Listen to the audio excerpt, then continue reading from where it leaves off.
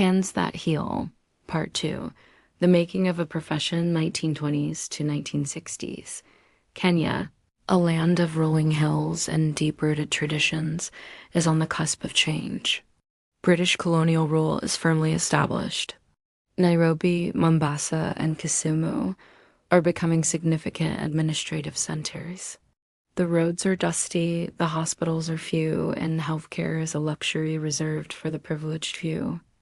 But amidst this changing landscape, a quiet revolution is brewing, laying the foundation of a profession that will shape generations to come. In the heart of this transformation are the hands that once healed with herbs and age-old wisdom, now reaching out to learn new skills, hold thermometers and bedpans, becoming the first generation of professional nurses. This is the second episode of our series, Hands That Heal.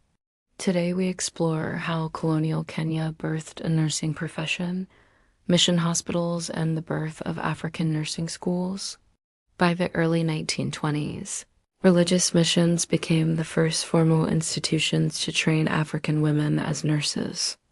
The Friends African Mission in Kaimosi began one of the earliest documented training schools led by Quaker missionaries. The Consolata missionaries in Nyeri followed closely, focusing on maternal care and basic hygiene. However, training was often limited. African women were taught how to clean wounds, deliver babies, prepare food, and bathe patients, but were rarely allowed to diagnose or lead. Still, these early students carried more than bandages. They carried the hopes of their communities, gender, race, and resistance. As nursing grew, it became a reflection of colonial values.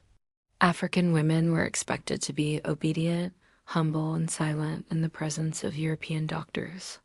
Men were discouraged from joining the profession. Nursing was seen as women's work. Hospitals were racially segregated: European-only hospitals, Asian hospitals, and African hospitals. The equipment, beds, even the food varied by race. Despite this, African nurses showed resilience. Many became known in their communities as quiet warriors, working long hours, saving lives and advocating for their patients in a system that denied them recognition. The rise of male nurses and expanded training.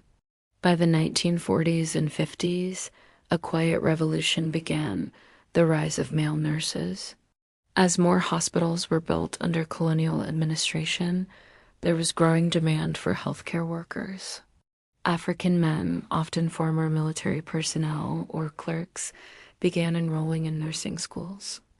At King George VI Hospital, now Kenyatta National Hospital, training expanded to include anatomy, pharmacology, and public health.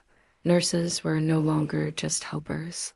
They were beginning to be seen as professionals. Still, they remained underpaid, under-recognized, and under white supervision.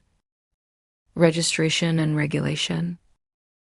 In 1946, the Kenya Nursing Council was formed, still under colonial control, to register and regulate nurses.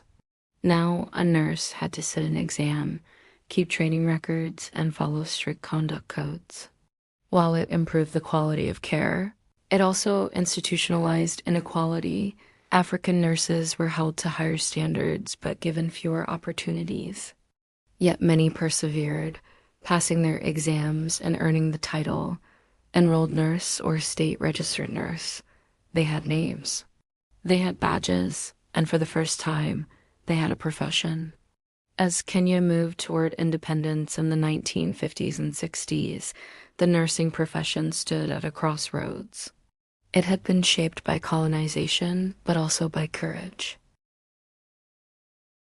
The generation of nurses who emerged from this era had one foot in traditional healing and one foot in modern science. They were not just caregivers, they were bridges. And soon they would be called upon to heal a new nation. Thank you for joining us on this journey through time. If you've enjoyed this episode, please don't forget to subscribe and leave a comment below. We'd love to hear your thoughts. And if you'd like to support our work, visit our support page. Your support helps us continue bringing these stories to life. Until next time, stay healthy, stay curious.